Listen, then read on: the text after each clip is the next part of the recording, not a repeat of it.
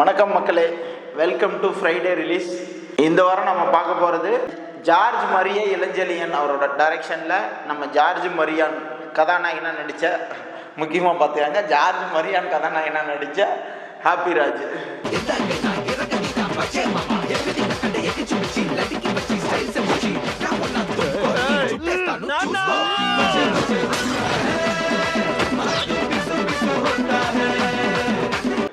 கதை பிரகாரம் இந்த படத்துக்கு ஜிவி பிரகாஷ் ஹீரோ, ஆனால் ஜார்ஜ் மரியான் தான் ஒரிஜினல் இந்த கதையோட ஹீரோ. நம்ம ஒரு படத்தை 2 விதமாக பார்ப்போம்.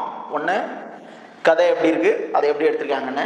ஃபஸ்ட்டு இந்த படத்தோட கதை என்னன்னு பார்த்தீங்கன்னு வச்சிங்களா, இது ஒரு அப்பா மகன் பீரியட் போல் வரிசையாக அப்பா மகன் ஸ்டோரிஸ் நிறையா வந்துட்டுருக்கு.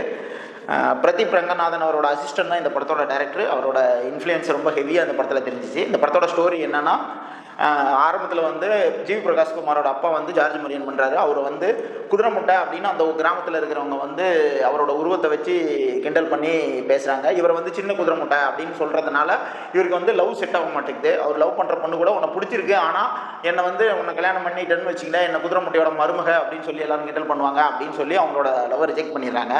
அதனால் இவர் என்ன பண்ணுறாரு, இந்த அடையாளங்கள் எதுவுமே தெரியாமல் இருக்கிற ஒரு மெட்ரோபாலிட்டன் சிட்டியில் போய் அவர் ஒரு பொண்ணை பார்த்து காதலிச்சு கல்யாணம் பண்ணிக்கணும் அப்படின்னு சொல்லி பெங்களூர் போகிறாரு. அதேமாரி அங்கே போனோன்னே அவரோட டீம் லீடே அவரோட சேர்ந்து காதல் வைப்படுறாரு. அதுக்கப்புறமா இவரோட 2 ஃபேமிலியும் காதல் ஓகே ஆனதுக்கப்புறம் 2 ஃபேமிலியும் மீட் பண்ணலாம் அப்படின்னு முடிவு வரும்போது, அந்த பொண்ணோட அப்பா அம்மா அல்ட்ரா ரிச்சு, அல்ட்ரா மாடர்னு, இவங்க கிராமத்து ஆளுங்க அப்படின்னு 2 பேரும் மீட் பண்ணும்போது ஒரு கிளாஷ் ஆகுது. அதுக்கப்புறமா இவங்க சேர்ந்தாங்களா இல்லையா அப்படின்னு தான் இந்த படத்தோட கதை. இப்போ இந்த படத்தோட கதையை பார்த்துக்கிட்டிங்கன்னு வச்சிங்களேன், இது ஒரு full and comedy and romantic மூவிக்கான ஸ்டோரி தான். இவங்க இது மேலோட்டமானாலும் உள்கருத்தாக சொல்ல வர்றது என்னன்னா, கிராமத்துலேருந்து வளர்ந்து வர்ற ஒரு பையன் தன் அப்பா அம்மா படிக்காதீங்க அல்லது படித்தும் கொஞ்சம் நாகரிகமாக இல்லை அப்படிங்கிறீங்க, சிட்டியில் வாழும்போது அவங்க சிட்டி லைஃப்பில் இருக்கிறவங்களோட கனெக்ட் பண்ணி அவங்க நாகரிகமற்றவங்களாக தெரியுறாங்க அப்படின்னு ஃபீல் பண்ணுற ஒரு பையனோட கதை. இது கரண்ட்டில் பல பேரோட சிங்க் ஆகக்கூடிய ஒரு கதை தான். அதை எந்த மாதிரி எடுத்திருக்காங்கிறது தான் நம்ம இங்கே முக்கியமாக பார்க்க வேண்டியது. எப்படி எடுத்திருக்காங்கன்னா, ரொம்ப மோசமாக எடுத்திருக்காங்கன்னு தான் சொல்லணும். ஏன்னா எடுத்த உடனே ரொம்ப மோசமாக எடுத்திருக்காங்க அப்படின்னா, ஜார்ஜ் மரியான் அப்பாஸ் இவங்க 2 பேரும் ஹீரோயினுக்கு அப்பாவாக நடிச்சிருக்காங்க. ஹீரோயினா ஜிவி பிரகாஷ் கௌரி பிரியா நடிச்சிருக்காங்க. ஜிவி பிரகாஷோட அம்மாவா கீதா கைலாசம் நடிச்சிருக்காங்க. மதுரை முத்து, அதிர்ச்சி அருண், அப்புறமா triple D heroine Prarthana ஃபர்ஸ்ட்டில் GV பிரகாஷோட ஃபர்ஸ்ட்டில் வராங்க. இவங்கெல்லாம் நடிச்சிருக்காங்க. டைரக்டர் கஷ்டப்பட்டு இவங்ககிட்ட எப்படியாவது ஒரு மோசமான பர்ஃபார்மன்ஸை வாங்கிடணும்னு கஷ்டப்பட்டு செஞ்சுருக்காரு. அதை பெரும்பாலான ஆட்கள் அதை அவருக்கு நிறைவேற்றி வச்சுருக்காங்க. ஜார்ஜ் மரியான் மட்டும் அதுலேருந்து கொஞ்சம் விதிகளுக்கு, நீங்கள் எவ்வளோ என்கிட்ட மோசமான நடிப்பை எதிர்பார்த்தீங்கனாலும் அதுலேயும் பெட்டரான நடிப்பை கொடுப்பேன் அப்படிங்கிற மாதிரி ஒரு பர்ஃபார்மன்ஸை கொடுத்துருக்காரு. ஜிவி பிரகாஷ் இந்த படத்தில் ஒரே பிரதீப் ரங்கநாதன் அந்த லவ் டுடேயில் ஒரு மாதிரி டென்ஷன் ஆகி ஆன்னு கத்துவார் இல்லையா, அந்த பெர்ஃபார்மன்ஸை ஒரு 20 இடங்களில் பண்ணியிருக்காரு. அது மட்டுமே தான் பண்ணியிருக்காரு. அவங்க அப்பா அம்மாவால் இவர் எப்போல்லாம் அவமானப்படுறாரு அப்படிங்கும் போதெல்லாம் அதே சேம் ரியாக்ஷனை வளைச்சி கொடுக்குறாரு. அது பார்க்கும்போதே நமக்குலாம் காண்டாகுது. ஹீரோயின் அவங்களுக்கு கொடுத்த ரோல் அவ்வளோதான், அதை செஞ்சுட்டு போயிருக்காங்க. அது ரொம்ப சிறப்பாகவும் செஞ்சிருக்காங்க அல்லது மோசமாக செஞ்சுருக்காங்கன்னு இல்லாமல் அவங்க கொடுத்த வேலையை செஞ்சுட்டு போயிருக்காங்க.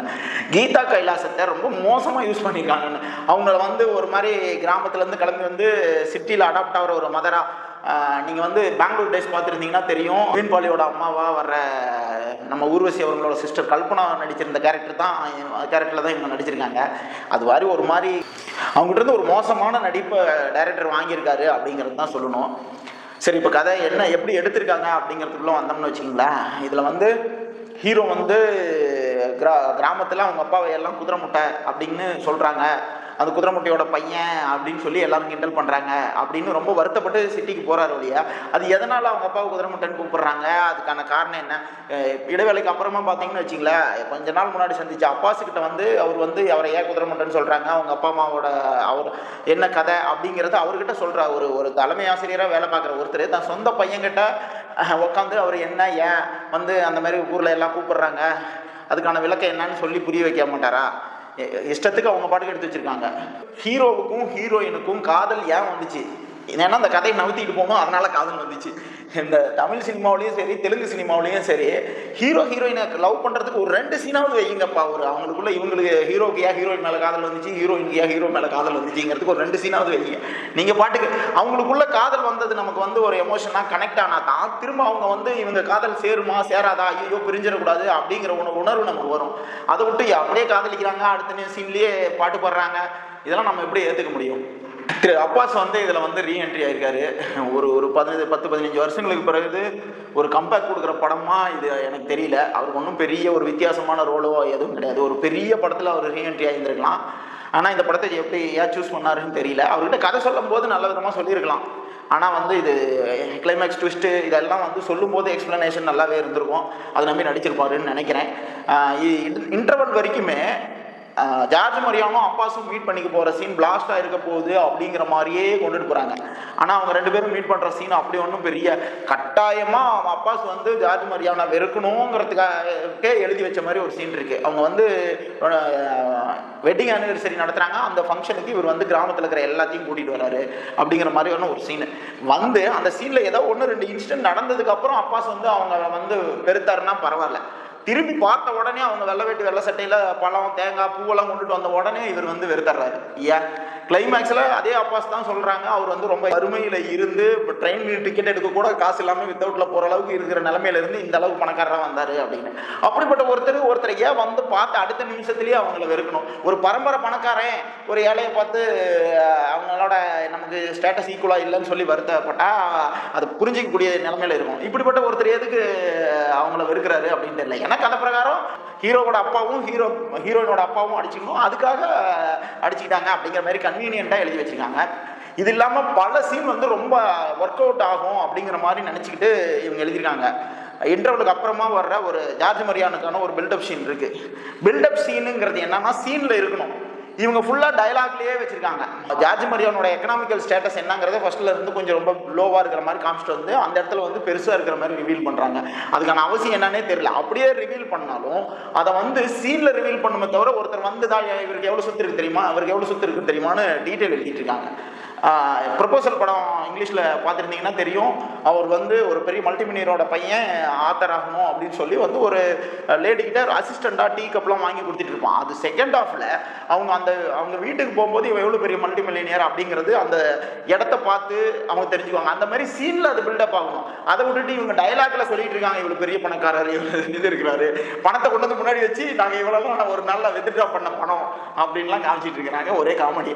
அதை பார்த்து ஆப்போசிட் கேரக்டர் வியந்தாரான்னு கேட்டிங்கன்னா அதுவும் இல்லை. அப்பாஸ் அப்பயே டென்ஷன் தான் ஆகிறாரு. அப்போ அந்த சீனோட எழுதின நோக்கம் என்ன அப்படின்னு புரிய மாட்டேங்குது. அதே மாதிரி தான் கிளைமேக்ஸில் அப்பா பையன் அந்த சென்டிமெண்ட் சீனுமே இருக்குது. படத்திலே உருப்படியான சீன் அதுதான். ஆனால் அதுவுமே பெருசாக கனெக்ட் ஆகிற மாதிரி இல்லை. ஏன்னா அவங்க அப்பாவை வந்து எப்பவுமே இவன் வந்து இதுக்கு முந்தின சீனில் ஒரு சீனில் எடுத்துக்கிட்டாலும் அவங்க ஃபேமிலி பிக்சரை வந்து அவனோட லவ்வருக்கு அனுப்புகிறாங்க. அவங்க வந்து கிண்டலாம் வந்து என்ன இப்படி இருக்கும் அவங்க ஃபேமிலின்னு சொன்னோன்னா நீ ஆளை ஃபேஸை வச்சு ஜட்ஜ் பண்ணுறியா அப்படிங்கிறாரு. ஆனால் படம் முழுக்க அவரும் அதே தான் பண்ணுறாரு. அவங்க அப்பாவோட ஃபேஸு லுக்கு இதெல்லாம் வச்சுக்கிட்டு இவர் நான் அந்த இடத்த விட்டுட்டு இவங்களை விட்டுட்டு நான் வேற இடத்துல போய் தனியாக இருக்கேன், கல்யாணம் பண்ணிட்டு வெளிநாட்டுக்கு போயிடுறேன் அப்படின்னு இவரும் அதே வேலையை தான் பண்ணுறாரு. அப்புறம் கிளைமேக்ஸில் வந்து இவருக்கு எதுவுமே தெரியறதில்லை. இவர் அப்பா அம்மா கதையவே அவர் அப்பாஸுக்கிட்ட தான் சொல்கிறாரு. ஆனாலும் இவர் வந்து கடைசி அப்பா கிளைமேக்ஸில் வந்து நான் அப்பா தான் முக்கியம், அப்பா சென்டிமெண்ட் அப்படின்னு போட்டு முடிக்கிறாங்க. அதனால் இதில் எதுவுமே வந்து கொஞ்சம் கூட ஒட்டவே கிடையாது.